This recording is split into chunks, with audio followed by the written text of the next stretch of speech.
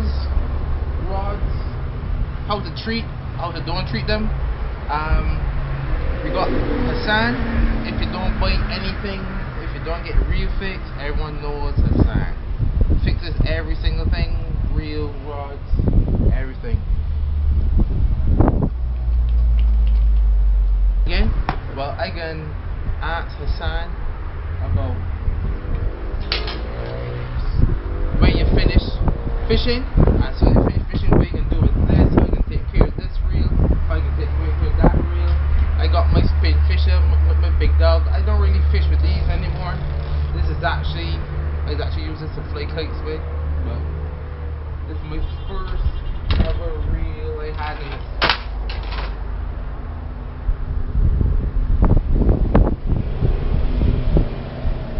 Don't do that.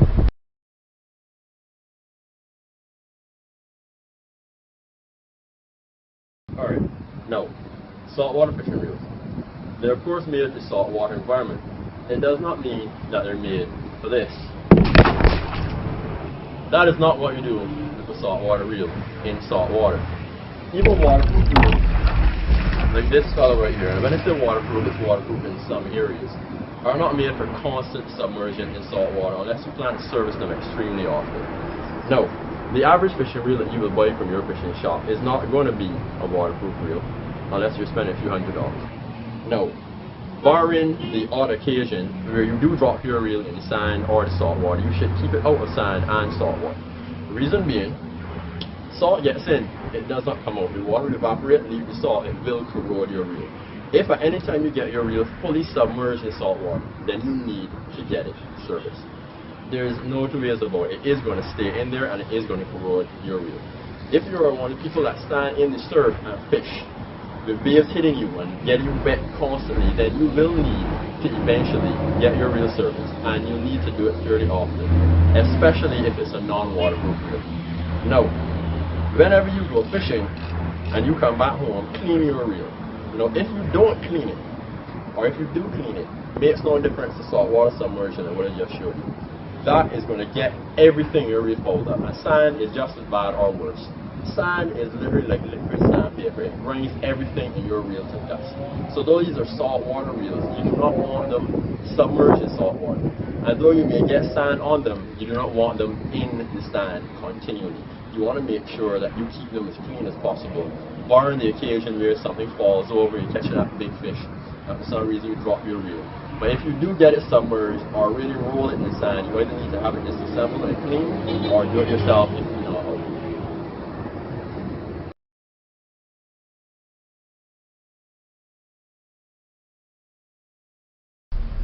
Basic Repair 101, Fish Prickers Edition. Okay, after every use on your reel, after every time you take it out, you go fishing, whether you catch that fish or don't, you're going to make sure you take your reel home and you're going to rinse it properly.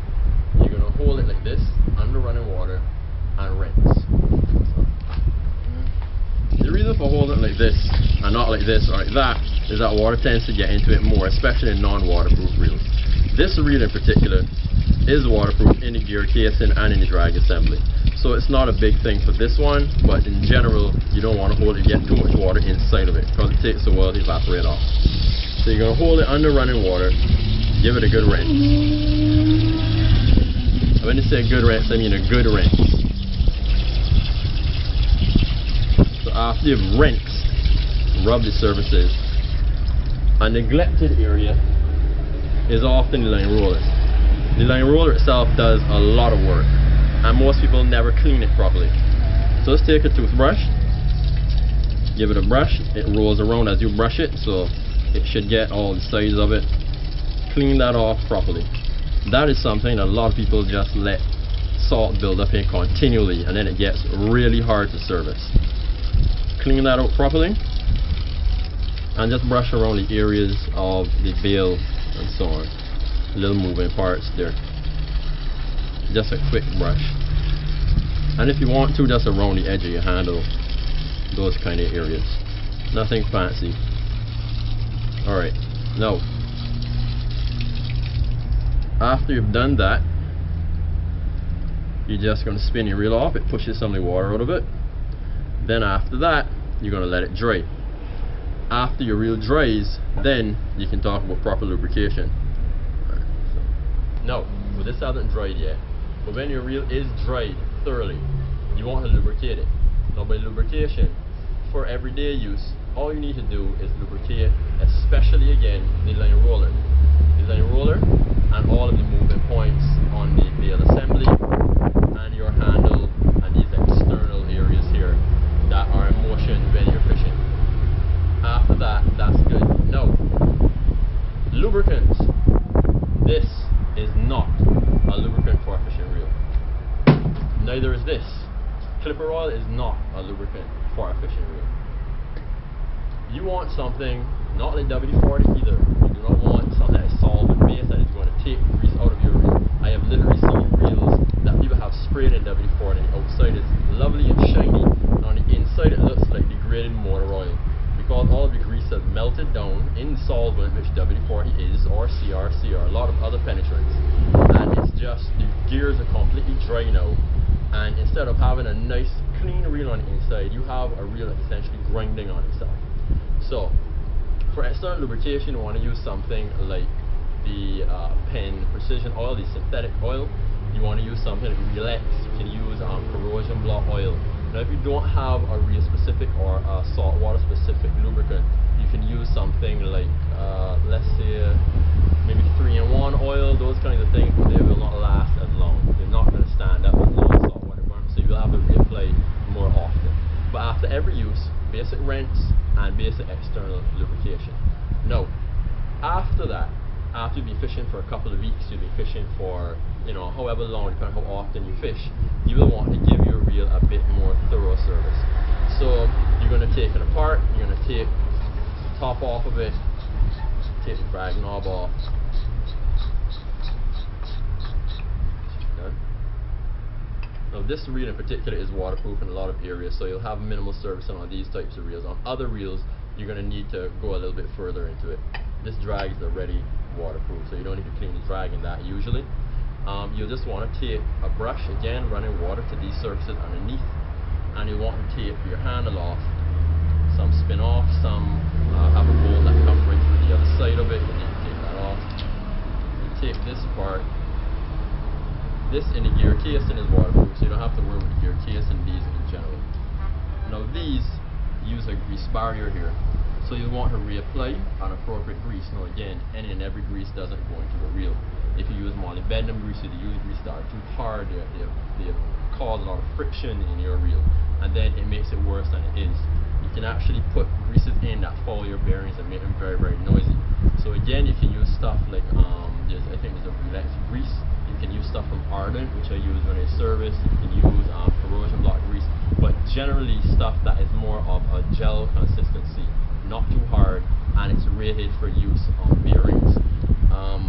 When you're dealing with these parts now, sometimes you may need to take off the bail if you get salt built inside of the bail as well, and just service around these areas. If there's a grease barrier, we add a little grease here to protect it, or oil in certain and reverse mechanism. This reel in particular, this is a clutch and reverse, so there's no little tongue in there to lubricate. But those are areas that you will need to take the spool off the bell in your rotor and get underneath it and just lubricate those areas properly, but clean them first.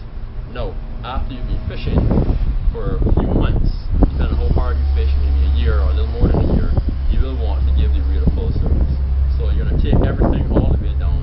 You're going to clean all the parts. If you can't do it yourself, you can have someone that knows what they're doing do it, and rebuild it with the proper greases and oils for the right areas of your reel. You cannot put grease everywhere, you cannot put oil everywhere. There are gears in here. This casing again is waterproof, so this will need minimal servicing. But there are areas in a lot of reels that are not waterproof that you will need to disassemble and take the grease out. Grease breaks down over time.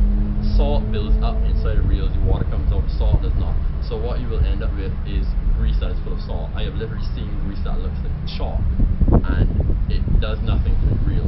And the fact that your reel is spinning nice and free doesn't always mean it's properly lubricated. There are reels that spin nice and free that are rust buckets. It's just there's no friction at particular points that it's spinning on. So I think that's pretty much it. But reel care can save you a lot of money. It can save you a lot of time. It can catch you that fish that got away. One more thing. drag assemblies are very finicky when it comes to lubrication. A reason a drag, you need to know what kind of drag you have, what kind of lubrication, whether it's oil or grease that you use, and the right quantities. If you put the wrong thing in your drag, then you either have no drag or you have drag that binds, and you want to be very careful with that as well. But